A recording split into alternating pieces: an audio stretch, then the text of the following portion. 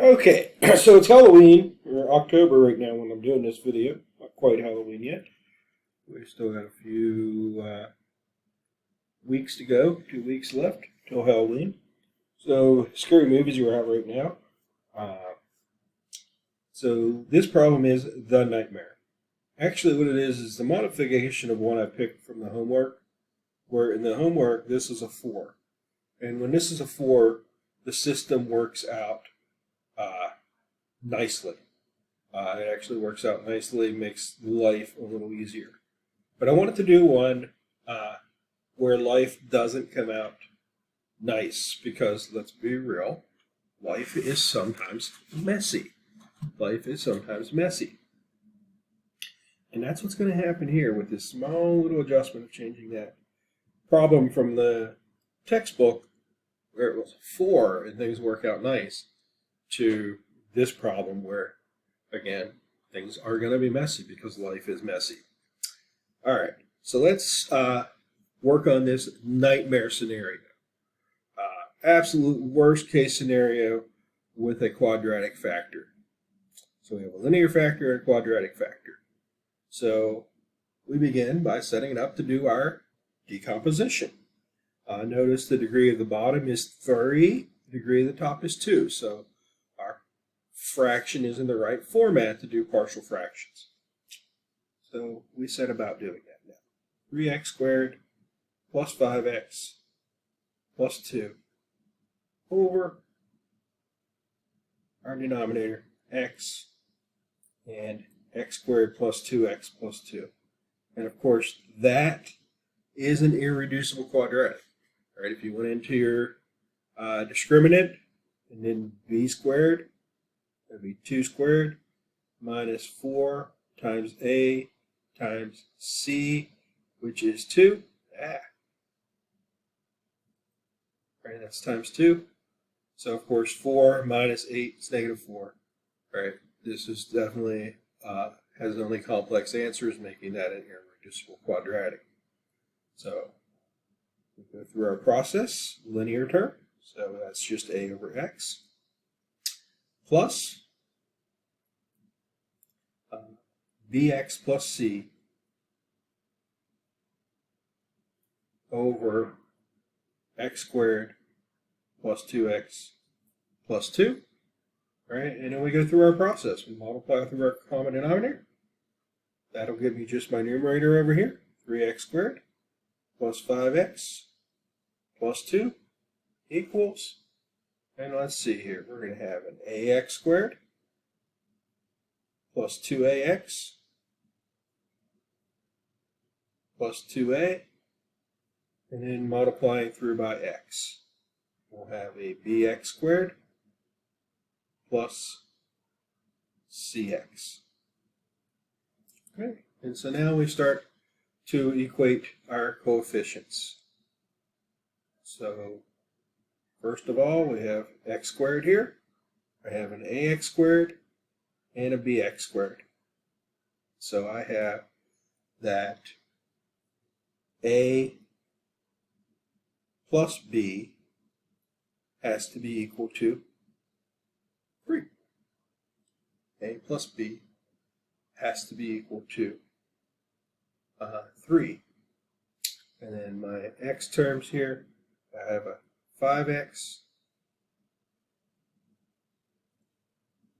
I have a 2ax. And I have a cx. Okay, 2ax and a cx. So that means that 2a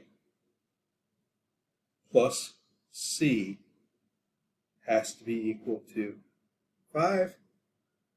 And then finally, we know that 2 has to be equal to 2a. So 2a has to be equal to 2. So we immediately know that a has to be 1. Okay, and then we can go back and solve the other ones here. Go back and solve the other ones here. So a is equal to 1. So a plus b has to be 3.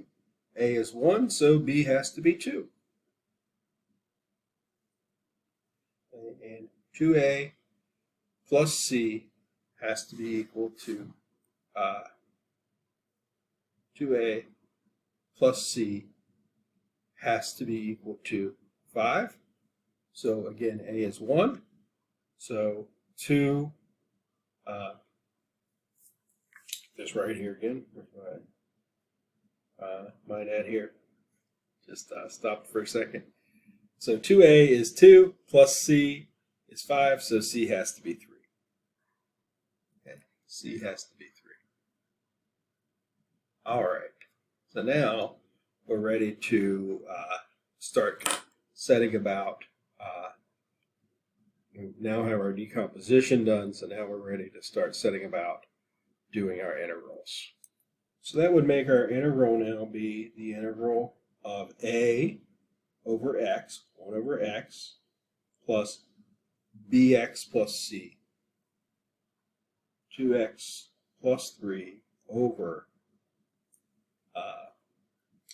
the x squared plus 2x plus 2 function, dx.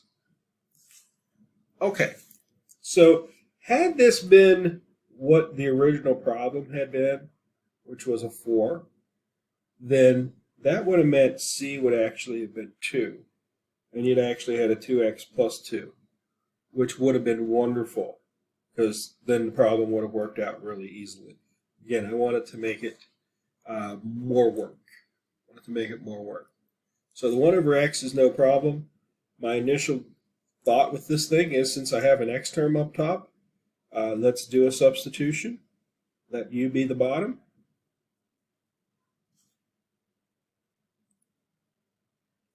And then du would call for a 2x plus 2 to go with my dx. And so what I do is I make this as much of that as I can get.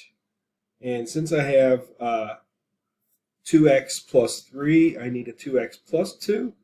What I can actually do is break that up, that fraction there, the second fraction there, so that I have the 2x plus 2. I have that much. And then account for it outside of it.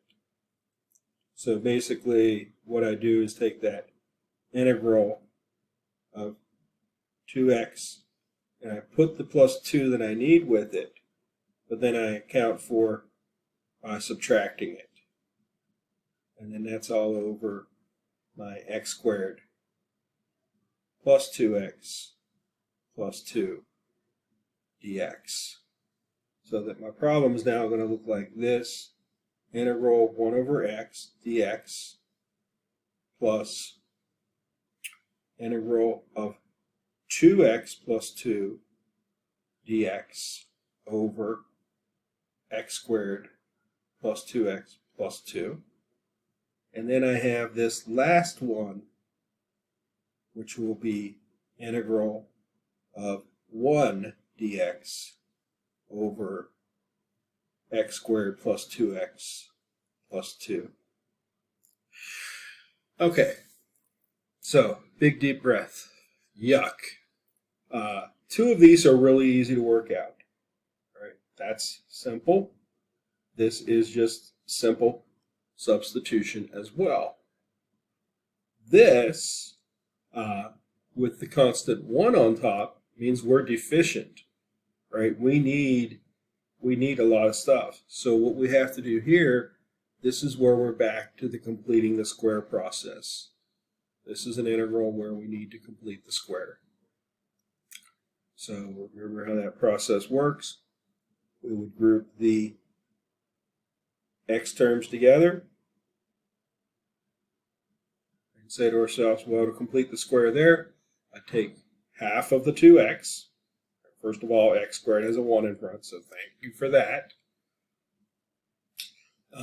And then I take half of that, which would be 1. 1 squared would be 1. So I need a 1 there, but I have to subtract a 1 on the outside. So this would now factor as x plus 1 quantity squared plus 1. All right. And of course, when we have u squared plus 1, as we do here, that's a tangent substitution. That's a tangent substitution. So x plus 1 equals tangent theta, meaning that dx is the derivative of tangent secant squared theta d theta. Okay, so now we're ready to carry our substitution through, because now our integral, just focusing again on this integral only, is the integral of 1 over x plus 1 squared plus 1 dx. And so when we make the substitution, that's going to be the integral of 1 over tangent squared theta plus 1 times secant squared theta d theta. But remember that tangent squared plus 1 is secant squared.